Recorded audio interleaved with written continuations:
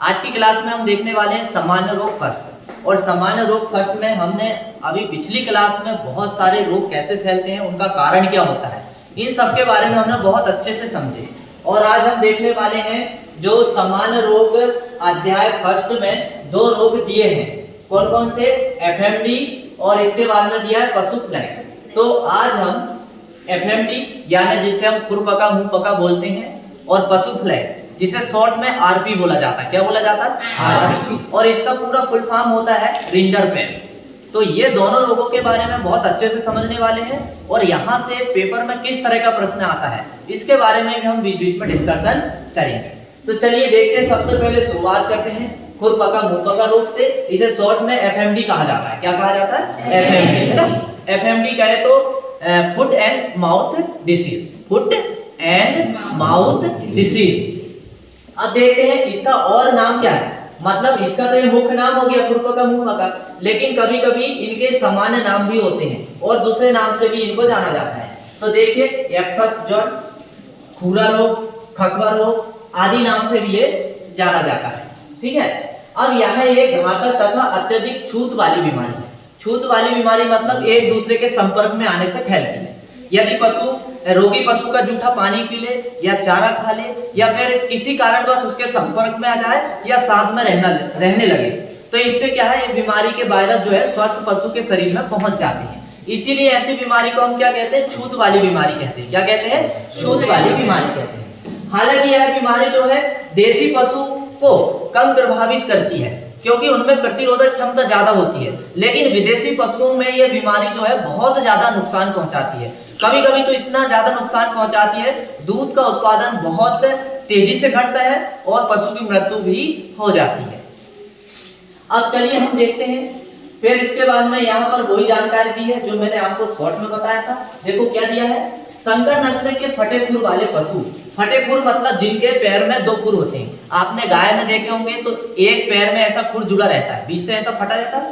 yes. तो मुख्य पहचान इसकी यही है कि ये रोग जो है उन पशुओं में फैलता है जिनके पैर दो भागों में ऐसे बटे रहते गाय भैंस भेड़ बकरी।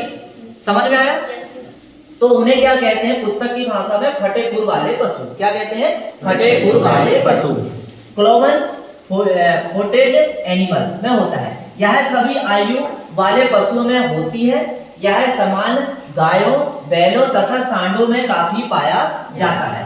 यह बीमारी भैंस, भेड़ तथा बकरियों में भी होती है, परंतु कभी कभी इनका संक्रमण होता है। किसमें होता है? कभी कभी भैंस और भेड़ों में। लेकिन गाय जो है, गाय, बैल और सांड ये सबसे ज्यादा प्रभावित रहती है। भैंस और बकरी में, भेड़ में कभी कभार ये देखने को मिलता है। ठीक है। आपने भी देखे होंगे गांव में रहते हैं तो भैंस में ये रोग बहुत कम मिलता है, लेकिन गाय में बहुत ज्यादा देखने को मिलता है। यहाँ पर ये बात आपको समझाने का प्रयास किया गया है। तो सबसे पहले हम देख लेते हैं कि यदि ये बीमारी से ग्रसित जो पशु है तो उसके कुछ इस तरह से लक्षण होते हैं। यहाँ पर आप देखिए डायग्राम में आपको समझ में आएगा कि कौन से अंग को कैसे प्रभावित करता है ना।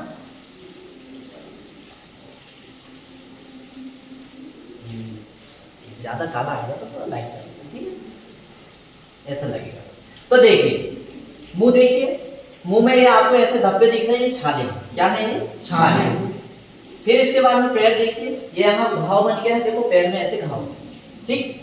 फिर इसके बाद में देखिए मुंह से लार टपक रही है। तो ये बीमारी से मुंह से लार टपकती है। सबसे पहला प्राथमिक लक्षण ये है कि पशु से लार बहुत ज्यादा टपकती है।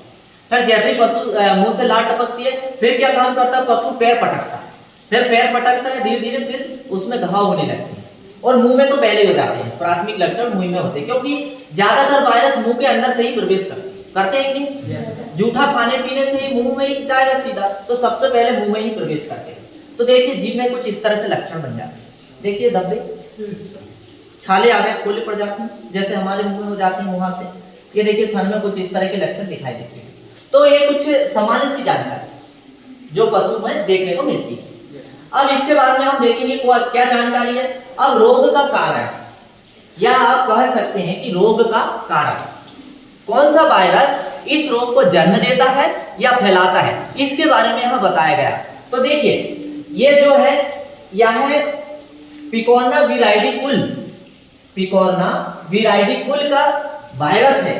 और इस वायरस का क्या नाम है, देखिए ओ ए सी, एशिया 1, सेट 1, सेट 2, सेट 3, ओ ए सी तथा एशिया 1, ये सब वायरस का नाम है, ये सब वायरस की जाति के नाम है। समझ में आया?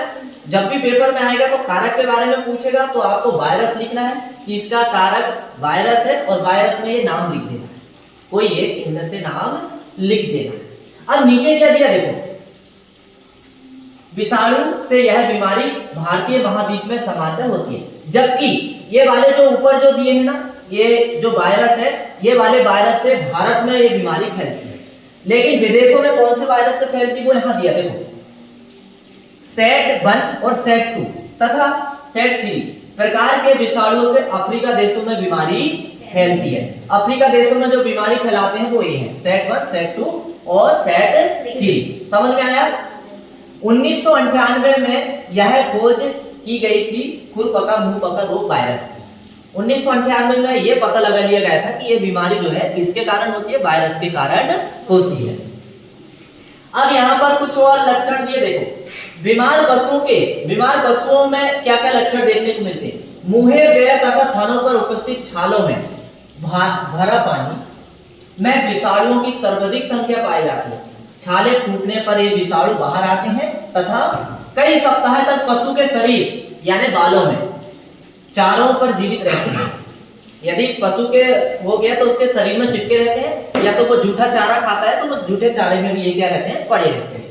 ये विषाणु बीमार पशु के लार में, पेशाब में, दूध में तथा गोबर में भी उपस्थित रहते हैं।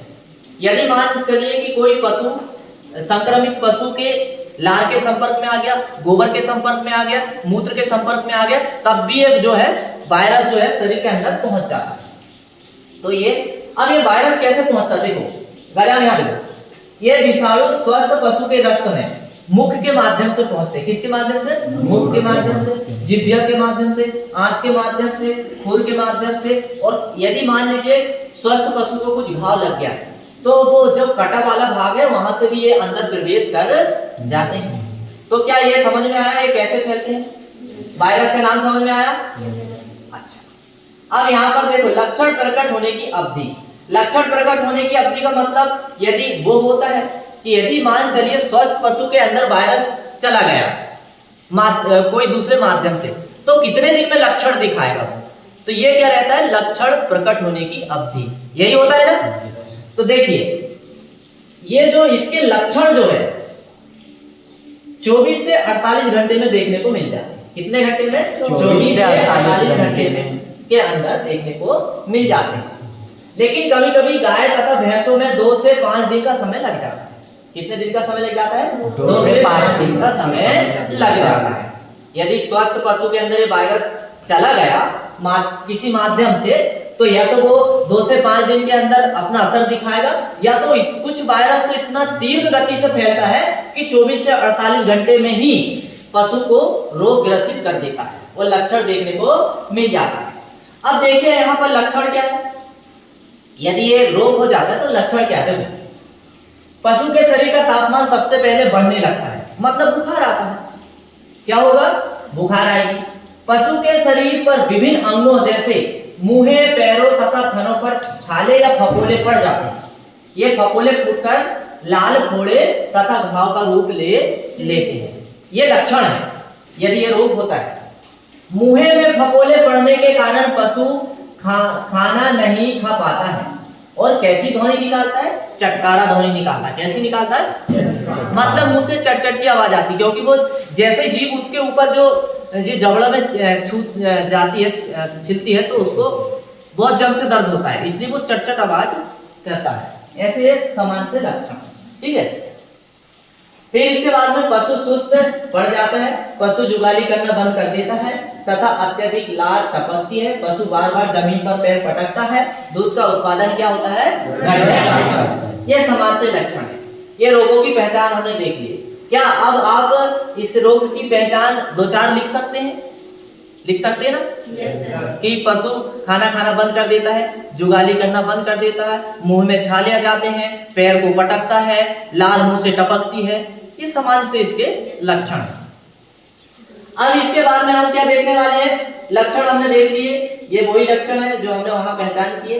अब इसके बाद में हम भैंस के देख लीजिए, भैंस में थोड़ा सा किस तरह से दिखाई देगा यदि ये वायरस फैल गया तो ये रोग होता है। तो भैंस में भी जैसे ये जो है फुट एंड माउथ डिसीज फैलने के कारण, मतलब कैसे फैलता देखिए संक्रमित पशु यदि स्वस्थ पशु के पास यदि पहुंच जाए तो ये वायरस सांस के माध्यम से इधर किधर फैल जाता है, दिखाई दे रहा है यहाँ।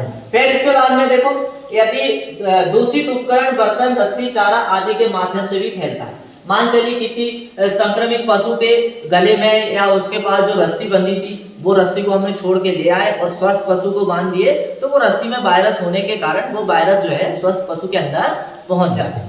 या बर्तन से भी पहुंच जाते हैं, जूठा पानी यदि पिएगा या उसका जूठा यदि हमने उसको चारा डाले थे वो जूठा बर्तन में यदि स्वस्थ पशु को हम डाल दें तब भी ये वायरस क्या है फैल जाता है। देखो दूषित चारा और पानी से ऐसे फैलता है ना।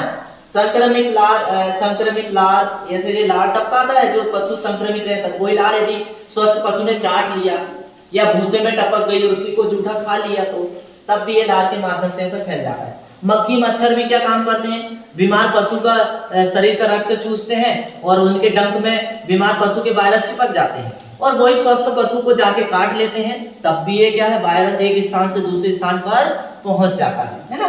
ये मक्खी मच्छर देखो आदमी के द्वारा भी फैलता है, जो वहां काम करने वाले हैं तो जो क्या काम करते हैं वो ऐसा जूता पहन के घूमते रहते हैं। तो मान चलिए बीमार पशु के पास में गए, उनको छुए और जाके स्वस्थ पशु को यदि छू दिए तब भी ये बीमारी ऐसे फैल जाएगी, है कि नहीं। फिर ये ऐसे संक्रमित पशु को लाने ले जाने में भी फैलता है। तो इस तरह से फैलने का एक तरीका है। ये क्या है पशु रोग, खुरपका मुंहपका रोग फैलने का तरीका है। तो बताइए क्या ये समझ में आ रहा है? आया ना समझ में? हाँ वेरी गुड। यदि कहीं भी आपको थोड़ा सा भी कंफ्यूजन हो तो आप मुझसे बिल्कुल डिस्कस कर सकते हैं, इसमें कोई बुराई नहीं रहेगी। मैं आपको कोशिश करूंगा कि पूरा समझ में आ जाए, है ना। अब इसके बाद में उपचार देखिए, तो इसके लिए क्या क्या उपचार हम कर सकते हैं। बहुत सारे देसी इलाज भी है, वो भी हम कर सकते हैं। खुरपका मुंहपका रोग के उपचार की कोई विशिष्ट दवा तो उपलब्ध नहीं है। एंटीबायोटिक दवाओं के प्रयोग तथा एंटीसेप्टिक घोलों से घाव को धोने की सलाह समयानुवर्ती संक्रमण को रोकने के लिए की जाती है। मतलब कुछ ऐसी दवा आती है जैसे फिनाइल आता है, लाइजोल आता है या फिर यहाँ पर कोलतार तथा कॉपर सल्फेट, ये सब दवा के नाम है। इनका घोल बना के यदि जो घाव है उसको हम धुलेंगे तो बढ़िया आराम मिलेगा और घाव भी क्या होता है सूखने लगता है। अब इसके बाद में देखो बचाव एवं नियंत्रण क्या कर सकते हैं। बचाव कैसे करेंगे, संक्रमित पशु को आप अलग रख दीजिए, उसके जूठे चारा को मत खिलाइए, उसका जो चारा का बर्तन है, पानी का बर्तन है, उसे भी अलग कर दीजिए। ऐसे ही कर सकते हैं ना बचाव या उपचार ऐसे ही कर सकते हैं। नियंत्रण ऐसे ही कर सकते हैं। संक्रमित पशु है तो उसे साइड में बांध दीजिए, अलग रख दीजिए, उसका जूठा कुछ भी मत खिलाइए उसको, और जहां पर वो बंधा है वहां पर क्या कर दीजिए जीवाणुनाशक दवा या वायरस मारने वाली दवा का छिड़काव करें, या फिर चूना जो आता है ना पाउडर, उसका भी छिड़काव कर दें, तब भी क्या है ये रोग नियंत्रित होने लगता है। हमारे देश में तो वैसे भी टीकाकरण की व्यवस्था धीरे धीरे हो रही है। देखो हमारे देश में चयनित टीकाकरण ही उपयोगी तरीका है। हमारे देश में 2 दशकों में एक बैलेंस बकरी बक कोशिका संबंधित तथा एल्यूमिनियम डाइऑक्साइड गैस अधिशोषित खुरपका मुंहपका टीका विकसित किया गया है। आप ये कह सकते हैं कि खुरपका मुंहपका के लिए क्या करना चाहिए, टीका लगवाना चाहिए, और शुरू में 6 माह में 2 बार तथा बाद में प्रतिवर्ष यह टीका लगवाते रहना चाहिए। तो ये देखिए ये नियंत्रण का तरीका है। नियंत्रण कैसे कर सकते हैं, देखिए टीका लगवाइए, ठीक, ये साफ सफाई करिए, गौशाला फर्श बर्तन चारा पानी नान को साफ सफाई करते रहिए, एक तरीका ये हुआ। ये जूठे चारे को सब अलग अलग कर दीजिए। यदि जो पशु जूठा मतलब खिलाइए ही मत, है ना, जूठा अपन को खिलाना ही नहीं है। देखो ऐसे पशुशाला की ऐसे दवा से छिड़क कर साफ सफाई करते रहना चाहिए, और यदि बीमार पशु है तो उसको ऐसे अलग रखना चाहिए। और ये मक्खी मच्छर टिक्स और कीड़े इनको मारने के लिए जो दवा आती है उसका हमें पशुशाला में छिड़काव करते रहना चाहिए, और पशुओं को नहलाते धुलाते रहना चाहिए तो ये नहीं पैदा होगा। ये जब पैदा नहीं होंगे तो ये वायरस जो है एक स्थान से दूसरे स्थान पे नहीं जा पाएगा, और जब नहीं जा पाएगा तो हमारे पशु क्या होंगे, बीमार भी नहीं पड़ेंगे। ठीक है ना। तो ये देखिए, और इसके और लक्षण देख लीजिए, देखिए और खतरनाक, ये आपको समझ में आएगा।